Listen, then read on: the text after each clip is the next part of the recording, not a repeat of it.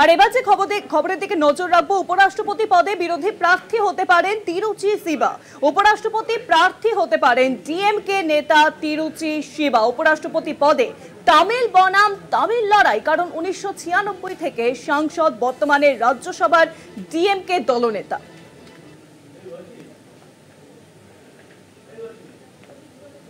উপরাষ্ট্রপতি পদে বিরোধী প্রার্থী হতে পারেন তিরুচি শিবা, সূত্র মারফত এমন খবরই কিন্তু সামনে আসছে। এ বিষয়ে আরো জানবো, নিউজরুমের সঙ্গে রয়েছেন আমাদের পলিটিক্যাল এডিটর আশিস চট্টোপাধ্যায়। আশিস দা, দেখো, এনডিএ প্রার্থী তামিল নেতা, তামিল বিজেপি নেতা রাধাকৃষ্ণনের নাম ঘোষণা হবার পরেই কালকে রাত থেকেই বিরোধীদের মধ্যে আদান প্রদান শুরু হয়ে যায়। নেতাদের মধ্যে, সংসদীয় নেতাদের মধ্যে কথাবার্তা শুরু হয়ে যায়।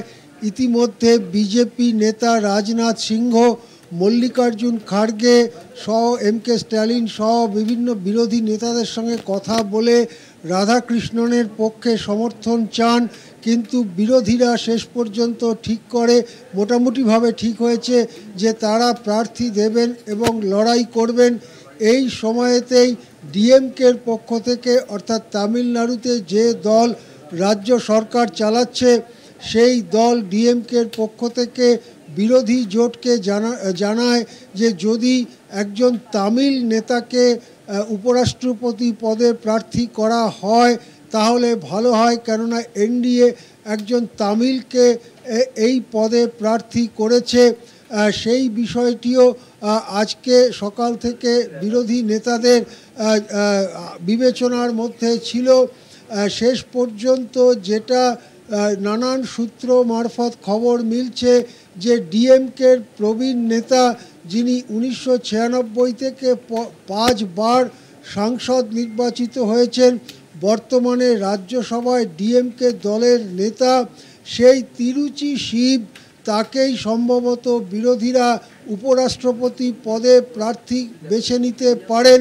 সেক্ষেত্রে তামিল সেন্টিমেন্ট তুলে রাধাকৃষ্ণনের পক্ষে বাড়তি ভোট জোগাড় করার যে কৌশল এনডিএর, সেটা মাঠে মারা যেতে পারে তামিল বনাম তামিল লড়াইতে।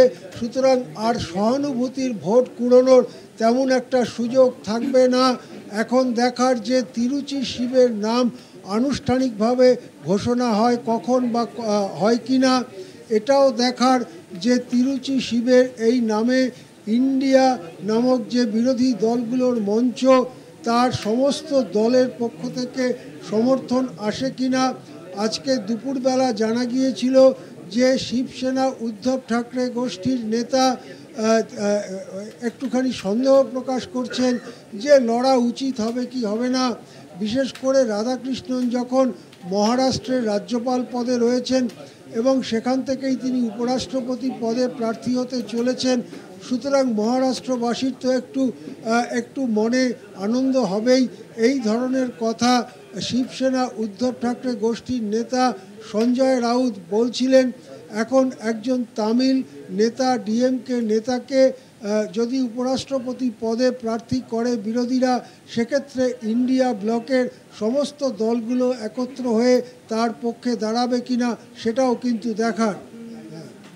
অনেক ধন্যবাদ আশিস দা। নিউজরুমের সঙ্গে ছিলেন আমাদের পলিটিক্যাল এডিটর আশিস চট্টোপাধ্যায়। অর্থাৎ উপরাষ্ট্রপতি পদে বিরোধী প্রার্থী হতে পারেন ডিএমকে নেতা তিরুচি শিবা। এর আগে এনডিএ সিপি রাধাকৃষ্ণন, তিনি কিন্তু প্রার্থী হতে পারেন বলে সূত্র মারফত খবর সামনে আসছে।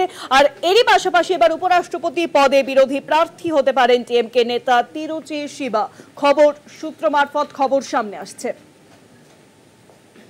তাহলে কি এবার উপরাষ্ট্রপতি পদে তামিল বনাম তামিল লড়াই দেখতে পাবো? কারণ 1996 থেকে সাংসদ, বর্তমানে রাজ্যসভার ডিএমকে দলনেতা।